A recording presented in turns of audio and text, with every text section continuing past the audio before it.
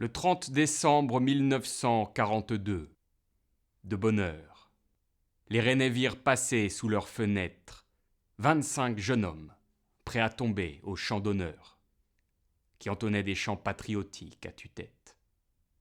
Entassés à l'arrière de fourgons cellulaires, ils traversaient la ville vers une mort sûre. Victimes du fascisme, cet ennemi séculaire, cette bête immonde dont on ne compte plus les morsures. Ils n'étaient ni colonels ni généraux. Non, c'étaient des gens du peuple, des civils, qui ont enfilé leurs costumes de jeunes héros lorsque les nazis sont arrivés aux portes de la ville. Ils s'appelaient Victor, Albert, Henri, Jean. Ils étaient tapissiers, cheminots, chauffagistes. Jusqu'à la fin, ils sont restés droits, intransigeants, face à la barbarie des idéaux fascistes.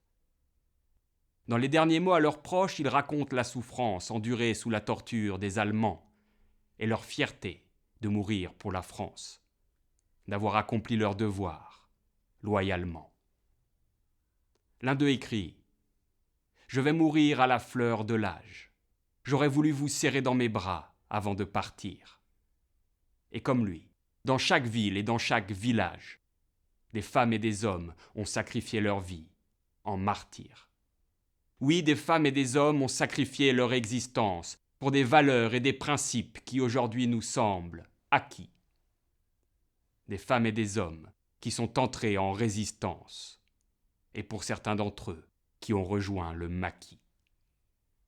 Ils auraient pu se taire, choisir de ne rien faire, mais ils ont décidé de changer le cours du destin. En dérobant des explosifs, en sabotant des chemins de fer, en imprimant et distribuant des journaux clandestins.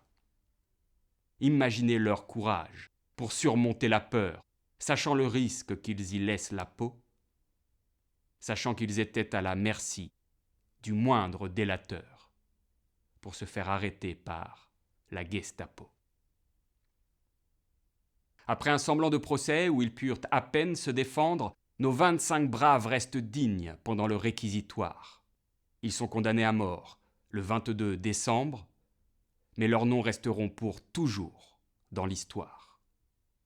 Tout juste âgé de 19 ans, le jeune Maurice Fourier fait partie des condamnés lors de cette mascarade.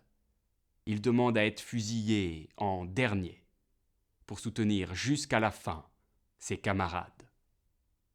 Il rejoint le peloton d'exécution peu avant 10h20 et lui fait face, sourire aux lèvres, posture altière. Mesdames, Messieurs, faisons en sorte qu'il ne soit pas mort en vain. Et souvenons-nous des fusillés de la butte de la Maletière.